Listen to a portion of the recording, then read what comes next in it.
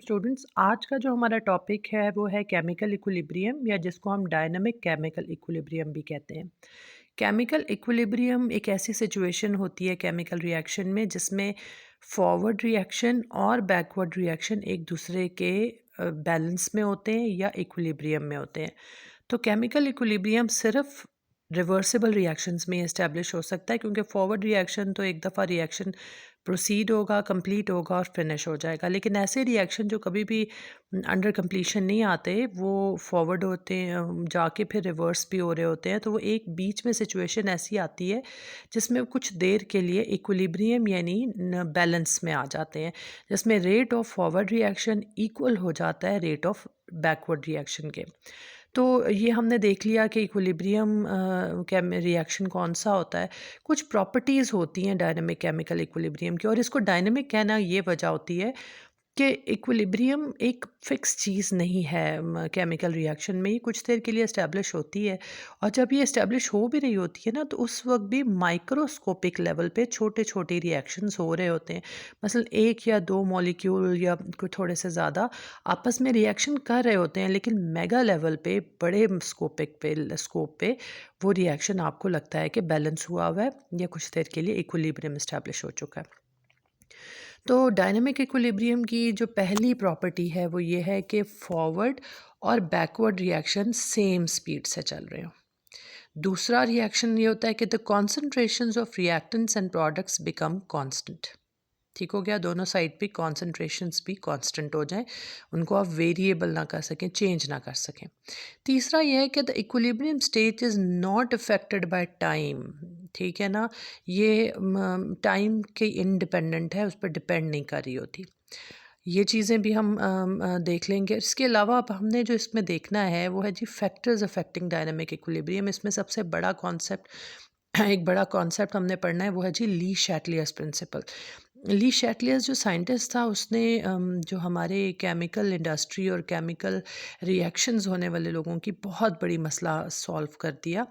असल में होता ये था कि प्रॉब्लम उस वक्त ये थी कि जो रिवर्सिबल रिएक्शंस होते हैं उसमें अक्सर वो इनकम्प्लीशन में रहते हैं, क्योंकि वो कभी मुकम्मल ही नहीं हो पाते, तो इसलिए बहुत सारा रिएक्टेंट जो है वो ज़ाया हो जाता था और प्रोडक्ट भी जो है वो मुकम्मल तौर पे नहीं बन पाती थी। तो ली शैटलियर्स ने एक ऐसा इसका सलूशन प्रपोज़ किया जिससे सारे मसाइल हल हो गए। तो इसका जो रिएक्शन का कॉन्सेप्ट था ना, ली शैटलियर्स ने जो प्रिंसिपल दिया था वो ये कहा था, सादा लफ्ज़ों में पहले मैं बता देती हूँ, कि अगर किसी इक्विलिब्रियम लेवल पे कोई रिएक्शन आ जाए, उस इक्विलिब्रियम सिचुएशन में अगर हम उस पे कोई स्ट्रेस या चेंज इम्पोज करें, कोई स्ट्रेस या चेंज इम्पोज करें इक्विलिब्रियम इस्टेब्लिश हुई हुई कंडीशन के ऊपर, तो वो जो सिस्टम है वो रिस्पॉन्ड करेगा।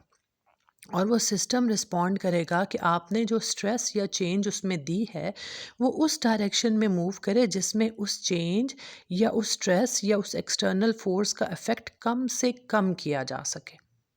ठीक है, मसलन ये है कि if a change is imposed on a system at equilibrium, the position of the equilibrium will shift in a different direction which tends to reduce the change. यानी जितनी तब्दीली आई है, चाहे फोर्स ज़्यादा होगी है, स्ट्रेस ज़्यादा होगी है, चेंज ज़्यादा होगी है, तो आपकी वो उसका अफेक्ट नलीफाई किया जा सके, कम से कम किया जा सके। इसकी दूसरी डेफिनेशन भी देख लेते हैं कि if a system at equilibrium is expose to a stress, the system will shift so that as to relieve that stress, to nullify that stress, to reduce that stress। अच्छा, अब जो स्ट्रेसेस हैं वो क्या हो सकते हैं? या तो हमने कोई कंसंट्रेशन में चेंज किया होगा, ये एक स्ट्रेस या फोर्स एक्सटर्नल हो सकती है या चेंज हो सकती है, या हमने चेंज किया होगा टेम्परेचर में, या चेंज किया होगा वॉल्यूम या प्रेशर में, या कोई कैटलिस्ट ऐड किया होगा। तो इनके इफ़ेक्ट्स होते हैं सिस्टम के ऊपर। एक एग्जांपल मैंने यहाँ पे लिखी है, लेकिन इसको मैं चाह रही हूँ कि मैं पहले आपको सारे फैक्टर्स एक एक करके डिस्कस करके दूँ, उसके बाद हम इस तरह की और एग्जांपल्स भी करेंगे। अदरवाइज़ आप सिर्फ ये देख सकते हैं कि मैंने वाटर एक लिक्विड स्टेट है, लिक्विड तो नहीं, एक गैशियस स्टेट है। अच्छा, ये भी अच्छा हो गया कि ये लिक्विड और गैस वाला मामला भी सेट हो गया। ये भी एक फैक्टर है जो हम आगे डिस्कस करेंगे। तो वाटर स्टीम की फॉर्म में था, गैसियस स्टेट में था, इसने हाइड्रोजन गैस और ऑक्सीजन गैस बनाई और ये एक एंडोथर्मिक रिएक्शन था कि पॉजिटिव 187 किलो जूल्स पर मोल एनर्जी इसमें यूज़ हुई। अब इन्होंने ये सवाल किया है कि which way the equilibrium will shift अगर हम हाइड्रोजन गैस ऐड करते हैं। हाइड्रोजन चूँकि प्रोडक्ट साइड पर है, तो उन्होंने कहा जी ये लेफ़्ट साइड पे जाएगा। आंसर्स पहले देख लें, फिर इनकी रीजंस हम देखेंगे आगे। अगर हम ऑक्सीजन रिमूव कर दें, अभी हम प्रोडक्ट साइड में एक को हमने ऐड किया तो वो लेफ़्ट की तरफ चला गया, ठीक है, हाइड्रोजन को यूज़ करेगा।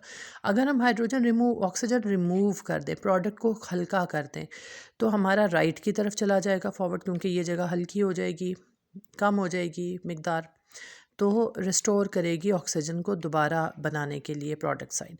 अगर हम टेम्परेचर बढ़ा देंगे तब ये राइट की तरफ जाएगा, क्योंकि एंडोथर्मिक रिएक्शन है, क्योंकि इसने एब्जॉर्ब की हुई है थी हीट, तो हीट इज़ अ रिएक्टेंट है, तो ये दूसरी तरफ मूव करेगा, ठीक है ना।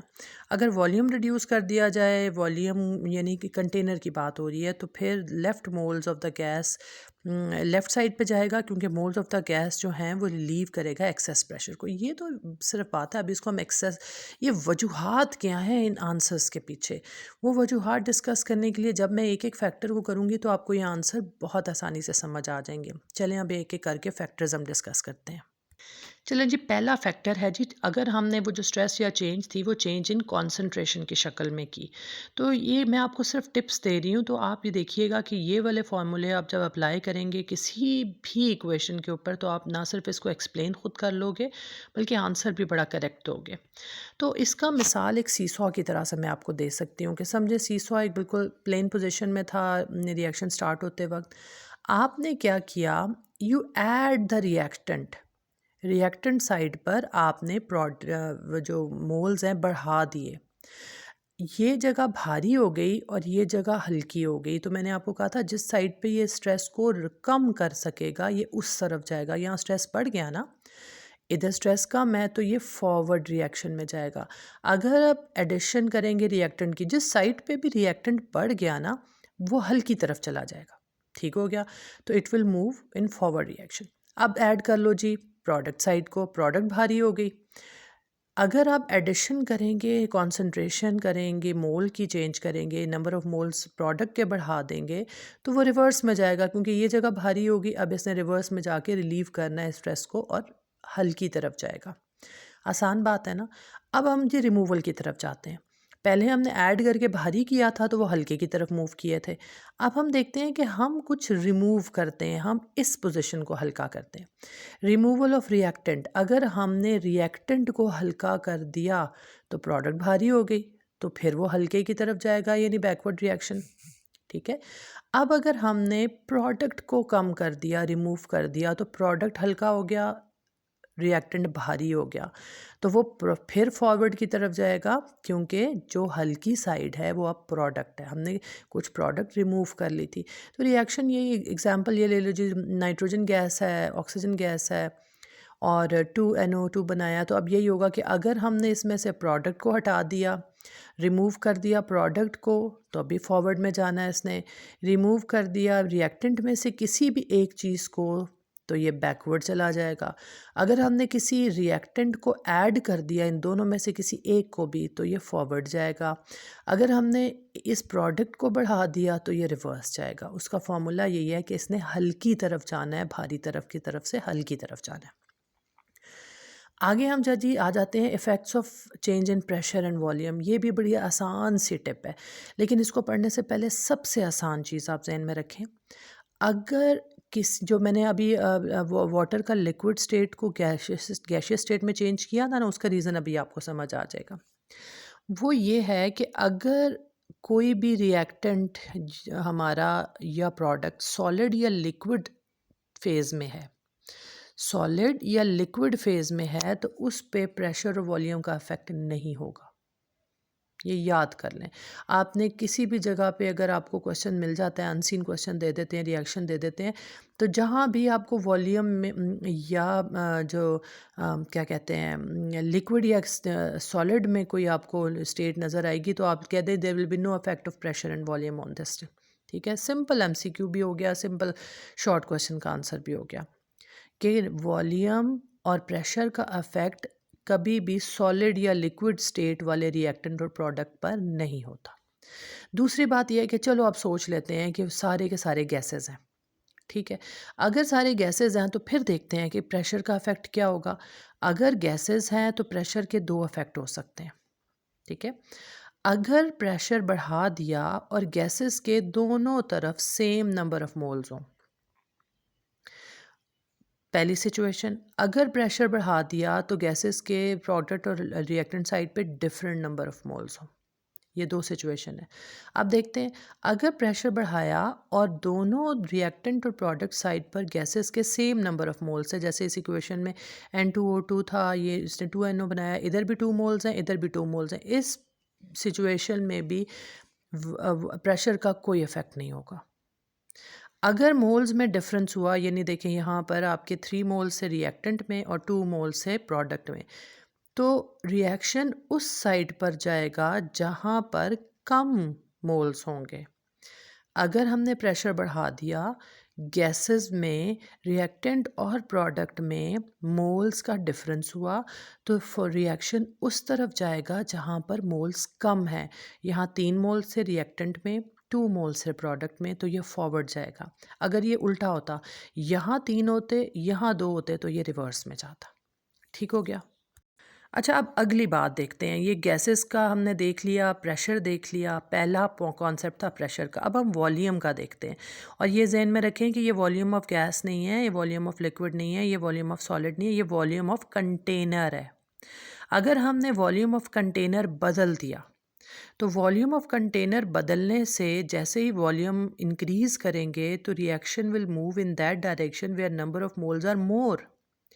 अगर आपने कंटेनर का वॉल्यूम बढ़ा दिया तो रिएक्शन उस तरफ जाएगा जहां नंबर ऑफ मोल्स ज़्यादा हैं। अब इसी इक्वेशन को देखो, रिएक्टेंट में 3 मोल्स थे, प्रोडक्ट में 2 मोल्स थे, तो ये बैकवर्ड जाएगा। ठीक है, आसान बात है ना, आसान टिप्स हैं। अब हम इफेक्ट ऑफ टेम्परेचर देखते हैं। इफेक्ट ऑफ टेम्परेचर की भी टिप्स बहुत ही आसान है, बहुत ही आसान है। अब आप पहले ये देख लें कि हमने एक स्टेटमेंट क्या बनानी है। वो ये है कि जी at equilibrium position if we increase temperature the equilibrium will shift towards the direction where it is endothermic. वो रिएक्टेंट या प्रोडक्ट साइज जिस पर हीट एब्जॉर्ब हो रही होगी, अगर हम टेम्परेचर बढ़ाएंगे तो वो उस तरफ मूव करेगा रिएक्शन। हीट एब्जॉर्ब करने का मतलब, एंडोथर्मिक का मतलब ये है कि हीट एब्जॉर्ब हो रही है या फिर हीट रिएक्टेंट साइड पे लिखी हुई है, जैसे यहाँ पे हीट रिएक्टेंट साइड पे लिखी हुई है। यहाँ पर आपको जो रिएक्शन का जो मिल रहा है ना, वो उसमें ये वाली जो एनर्जी है ना, ये वाली, इसमें प्लस का साइन लिखा हुआ मिल रहा है। ये वाला नहीं, ये तो प्रोडक्ट साइड पे हीट लिखी हुई है ना। ये जो नंबर है ना, इससे पहले आपको इस तरह प्लस का साइन नज़र आएगा। ठीक है, तो वो हीट होती है, उसको रिएक्टेंट हीट भी कहा जाता है, हीट ऑफ रिएक्शन भी कहा जा सकता है, रिएक्टेंट साइड भी कहा जाता है, और एंडोथर्मिक भी कहा जाता है। अब दोबारा समझ लें कि अगर हम इक्विलिब्रियम लेवल पे हीट टेम्परेचर इंक्रीज़ करेंगे तो रिएक्शन उस साइड पे जाएगा जिस साइड पर वो एंडोथर्मिक होगा। अब आप ये देखें जी, ये एग्जांपल पहली है। इसमें सल्फ़र डाइऑक्साइड से सल्फ़र ट्राईऑक्साइड हमने बनाई थी। सल्फ़र डाइऑक्साइड और ऑक्सीजन मिली तो सल्फ़र ट्राइऑक्साइड बना, सबका स्टेट गैसियस है, ठीक है ना, ये भी स्टेट गैसियस ही है। इसमें हीट रिलीज़ हुई है, प्रोडक्ट साइड पर हीट लिखी हुई है।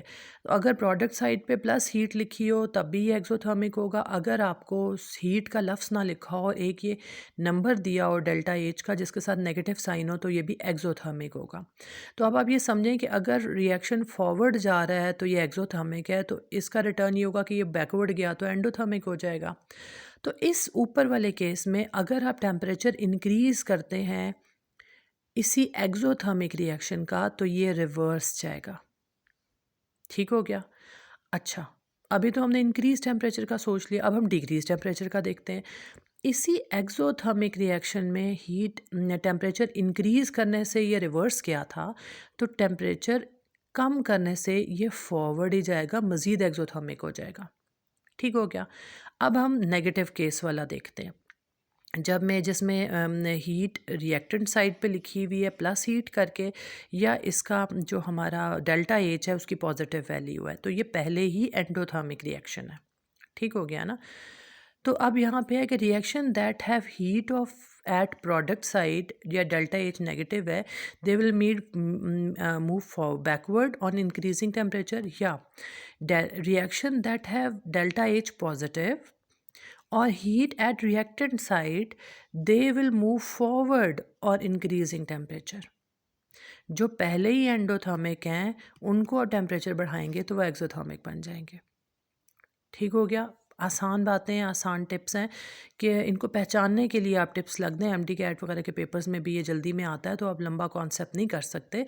तो सिर्फ ये जहन में रखें कि जिनकी हीट प्रोडक्ट साइड पे ऐड हुई हुई हो प्लस हीट करके, या उनकी नेगेटिव वैल्यू गिवन हो, तो जब आप टेम्परेचर बढ़ाएंगे तो वो बैकवर्ड जाएंगे।